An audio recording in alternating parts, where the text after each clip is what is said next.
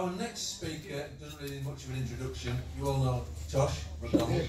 But you know, just for better or for worse. To go to the bar. I was delighted again to see Tosh. You know, now he's retired as president of ASLEF. He's retired as a train driver. He's a local councillor. I was delighted to see Tosh and other Labour councillors out on the demonstration against INEOS. So that's my brief introduction, Tosh.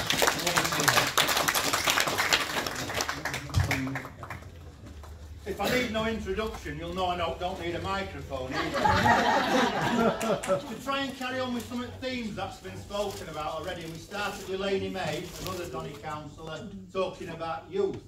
Well, apparently the Tories have been boasting that in these local elections they got the youngest ever councillor, somebody in his early 20s, I think.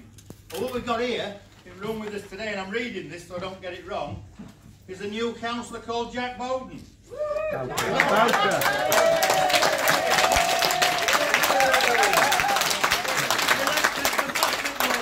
Council, the Blythe constituency, which by the way has never been anything other than Tory before.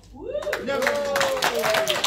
And the day he got elected, he was 18 years, 10 weeks and 20 days old.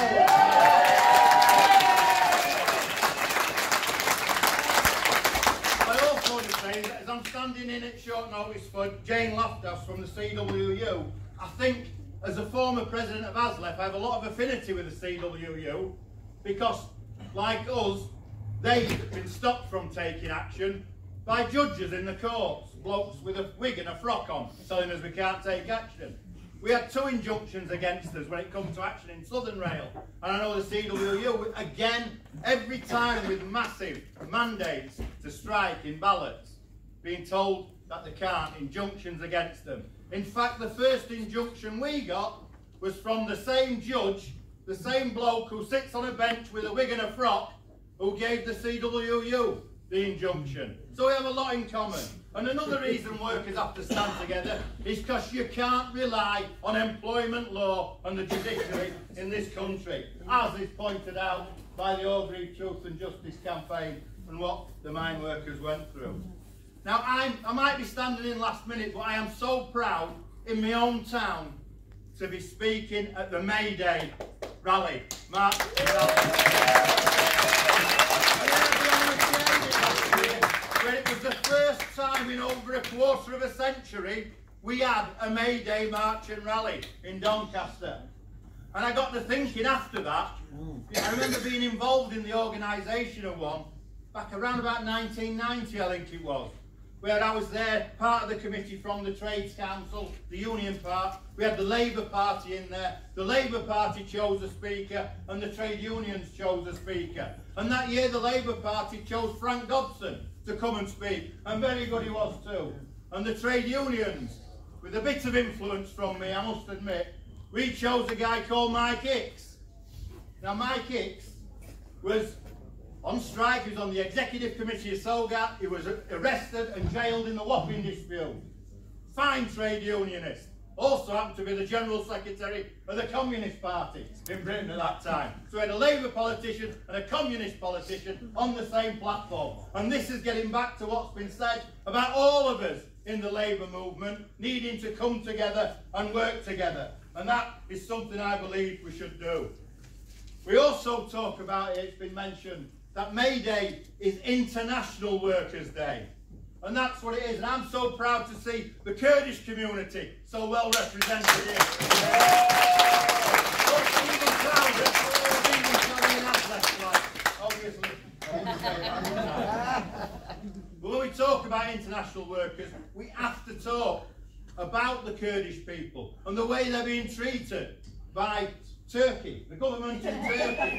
It's outrageous. And Turkey, remember, are our allies in NATO. And we seem to keep silent on it. I'm proud that ASLEF, since the 90s, have had a policy of recommending our members not to holiday in Turkey because of the way they treat the Kurdish people. And anybody at last year's got a miners' gala will have heard Ibrahim Doga speaking about Öcalan, the Turkish leader who's been in jail for how many years is it now? You know? 22 2, 3 years, I got involved in international politics through the anti-apartheid movement. Nelson Mandela was in a jail, Robben Island on an island. Öcalan is in jail in an island off Turkey. Now, Nelson Mandela had it much easier. He had other members of the ANC to speak to. Öcalan has had nobody in all that time to speak to except his guards. So let's remember internationalism. I remember apartheid, South Africa. It's what made me an internationalist, fighting that. I will also, as long as I've got a breath in my body, I will fight against the apartheid of the Israeli state, against the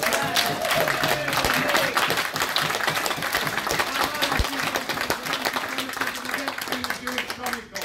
And they were fabricated. I know many of them are fabricated that are coming out. Even John Prescott now is under attack from the Jewish Chronicle.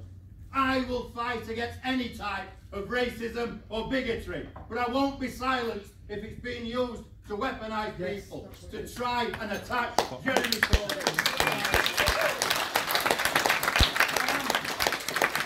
I'm an industrial worker, that's what I am. And I get loud, I get passionate, sometimes I use some industrial language. But I tell you what, it is far more honourable. In our union branches, we would verbally knock lumps out of each other.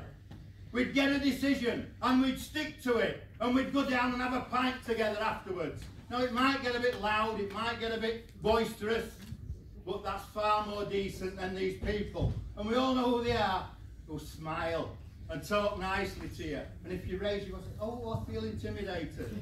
And all the time they've got a knife in your back and they're twisting it. The broader the grin, the more they twist that knife. I think industrial workers are the salt of the earth. Yes. Now, we live in an age where we have massive things facing us. We have people dying on the streets. We've got kids going hungry. We've got people going to food banks. We've got, just here in Doncaster, women going into the sex industry has increased by 60% since 2010 when the coalition government came into power. And we're not talking the stereotypes, we're not talking somebody with a drug addict going in the sex industry to feed it. We're talking women trying to keep a roof over their kids' heads and keep them clothed and fed. We're seeing students, men and women, being forced into the sex industry just to keep their head above water as far as debts are concerned. That's not the kind of society I want to live in. And that is the issue. It all comes about from austerity. And I don't want to go too much about this, so I don't get a speaker from the People's Campaign Against Austerity to come. But isn't it a fact that when we're facing issues like that, when people are going to be dying on the streets tomorrow like they were yesterday, when we've got kids going to be hungry tomorrow like they were yesterday, when we see people going in the sex industry like they were yesterday, isn't that the real issue we should be fighting now? And not Brexit, and not calls for a sex referendum. Because whether we're in Europe or out of Europe, the day after, those people will still be going hungry, they'll still be dying on the street, the kids will still be going to food banks. Because that'll happen as long as we've got a Tory government in. And the only way to save it, as has been said earlier, is to get a Labour government, a real Labour government, with leaders like Jeremy Corbyn, in Labour, in the Labour Party. For too long, we were playing at it. And you know, it's great to see our mayor here, Ross Jones, other councillors here. Majid Khan, the Civic Mayor's here, and I saw him on the picket line the other day, and how fantastic! That picture we spoke about earlier, workers standing together, and we beat the privateers there. So I was so glad to get on that picket line. Also give me an excuse to get out on my motorbike, which I like.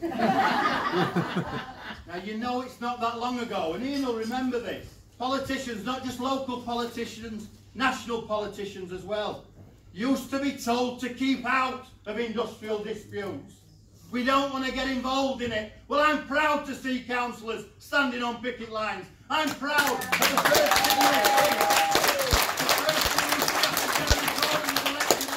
thing we came and addressed the TUC and paid tribute to the National Gallery strikers who were up on the balcony. So proud of that. I'm also proud that the first thing he did after being elected as leader was go and address a rally saying refugees welcome here in Britain. Now look, we have to get together, all of us, from whatever part of the Labour movement we are right now, and we have to stand firm. Did you hear West Streeting the other day? Yesterday on the television. Again, it's all Jeremy Corbyn's fault. You know, I think we did bloody well in them last elections on Thursday night, considering what some of our so-called parliamentary members should be. That's 0.04% of the Labour Party membership. I'm not talking about you, comrade. Some of the things have been coming out and saying. John Prescott is now being attacked. Apparently he's anti-Semitic as well now. It's just a way to attack Corbyn. And when he's being attacked and demanding an inquiry by Luciana Berger, who's left the bloody party, things are getting totally ridiculous. Totally ridiculous. So let's come together. Let's stick to socialism in our party. Because the first time in my life we have a Labour Party that is the Socialist Party. It's not like some strange coincidence that in that 2017 election we had the biggest swing to Labour since 1945. Look at the manifestos. Look how similar they are. It's about building something for people. Because I tell you what, those people sleeping on the streets, those people waiting hungry, it doesn't matter to them whether there's anti-Semitism in the Labour Party. And I know where it is there, it will be rooted out. We're doing more than any other party. It doesn't matter to them whether we're in or out of Europe. I'm going to finish on this. At our Labour Party conference this year, and I voted to leave. I still believe we should be out of the EU. And when I voted to leave, I never expected a deal. Why would they give us one? Yeah, exactly. But I agree with the compromise that was made at Labour Party conference. I had good comrades who sat in that composite meeting for 6 hours to come up with a compromise, a composite that we could all get behind. Now, I don't want to see another referendum. The last two have been bad enough, the Scottish independence one and the EU referendum. Don't want to see another one. They're divisive, they're horrible. Exactly. But, in line with our party's policy, as a very last resort, I would support that. That's the compromise. First, we want to get a deal that Brexit for workers, for the people. That's the first part, that's the policy that came from conference. If not, we want a general election. That's part of that compromise. As a very, very last resort, we would go to another vote. And I've got to be honest, there were people at that conference wrapped themselves in a flag. And I've never been a fan of wrapping yourself in a flag, whatever the colour. This is a blue flag with yellow stars on it. You had to run the gauntlet of them every day at conference. And from the minute that motion was passed, they were working against it and working for a referendum straight away. And they're not being honest with you. They're not being honest with you. Because they don't mean they want a second vote. They mean they want to stop us leaving and overturn the biggest democratic decision that was ever made in this country. But as I say, I'm a leaver. I don't want a referendum. If it comes to that, I will follow our party's policy. Made at conference, democratically. You know, that never used to happen not that long ago, that we made policies at conference. I will follow it, even though I don't personally think it's the right way. And I ask this, whether you're a leaver or a remainer, follow that policy. It's not just about a referendum. First of all, let's get a deal, let's get it done, over and done with. So we can start getting rid of the horrible things, start feeding people, start housing people, start getting kids something decent to look forward to. That's enough from me, because you're going to hear from Chair at Labour Party next. And I always love sharing a platform with somebody with a loud, angry northern voice.